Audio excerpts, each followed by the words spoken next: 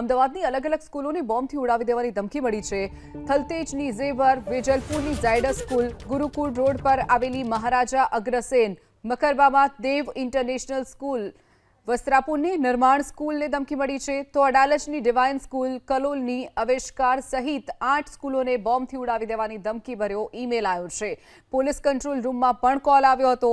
બપોરે 1:30 વાગે આ સ્કૂલોમાં બ્લાસ્ટની ધમકી મળતા જ પોલીસની ટીમો દોડતી થઈ છે. તો શહેરની અલગ અલગ સ્કૂલોમાં બોમ્બ સ્ક્વોડની ટીમે તપાસ હાથ ધરી છે. ધમકી ભર્યા ઈમેલ મળતા જ સ્કૂલોમાંથી બાળકોને રજા આપી દેવામાં આવી છે.